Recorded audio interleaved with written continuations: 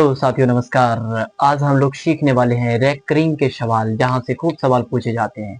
Board exam में भी पूछे जाते हैं और कॉम्पिटिटिव एग्जाम में भी पूछे जाते हैं। आज आइए रैंकिंग के सवाल को कैसे हल करते हैं और चुटकियों में हल करने के लिए मैं सिखाऊंगा इस वीडियो में। जब किसी भी संख्या पर रैंकिंग चढ़ा रहे, इसे हिंदी में कहते हैं बार। रेकरिंग चढ़ा रहे तो यानी कि समझना है कि जय संख्या पर रेकरिंग उसको यानी दशमलव से हटाते हैं, यानी कि इसके रेकरिंग चढ़ा हुआ है तो इसका मतलब लिखा हुआ है कि 777 डॉट डॉट कहाँ तक लिखा है ये पता नहीं है। तो इस पर हम लोग इसको अस्थिर करने के लिए, रोकने के लिए हम लोग इस पर रेकरिंग चढ़ा देते हैं। अब इसको रेकरिंग से हटाते हैं तो इस दशमलव के बाद जितने संख्या पर रेकरिंग होते हैं उसके बटे में उतने 9 आते हैं। तो यहाँ एक संख्या पर रेकरिंग है 7 पर, तो इसके बटे में एक 9 आ जाएगा, यही इसका आंसर निकल जाएगा। अब यहाँ देखना है कि दशमलव के बाद कितना संख्या है और उसके जो है कितने संख्या पर रेकरिंग है। तो दशमलव के बाद 2 संख्या है और 2 संख्या पर यहाँ रेकरिंग है, तो दोनों संख्या को लिख देना है और बटे में जितना संख्या पर रेकरिंग उतना बटे में 9 आ जाएगा। अब देखना यहाँ है कि यहाँ पर दशमलव के पहले से संख्या से कोई लेना देना नहीं है। अब ये दशमलव की टोटल संख्या है यहाँ पर 74, यानी कि यहाँ पर 7 4 और 4 पर रेकरिंग है, 7 पर रेकरिंग नहीं है, तो दशमलव से हटता है तो बटे में 9 आता है। अब देखना ये टोटल संख्या कितना है, तो टोटल संख्या 74 है।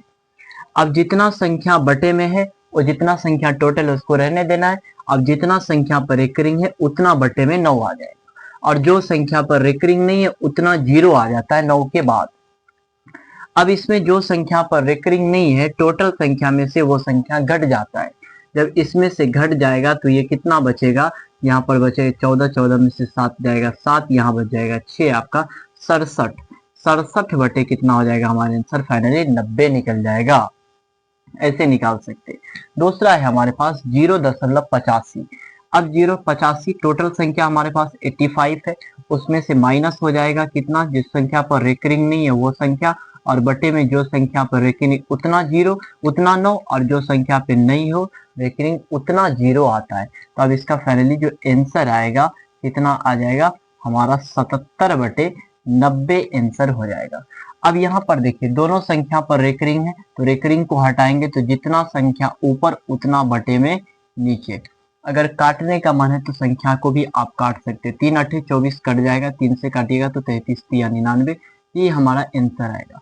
अगर कहीं कहीं सवाल ऐसा देखने के लिए मिल जाए कि 3.4 पर रेकरिंग, अब इसको कैसे बनाएंगे, इसको बनाना आसान है। तो 3 ऐसे रह जाएगा, 4 बटे में 9, इसको ऐसे कर लीजिए तो 9 तिया 27, 4 जोड़ लीजिएगा 31 बटे फाइनली 9 आंसर आ जाएगा। ऐसे आप लोग आसानी से निकाल सकते हैं। इस प्रकार से रेकरिंग के सारे सवाल को हल कर सकते हैं ट्रिक के मदद से।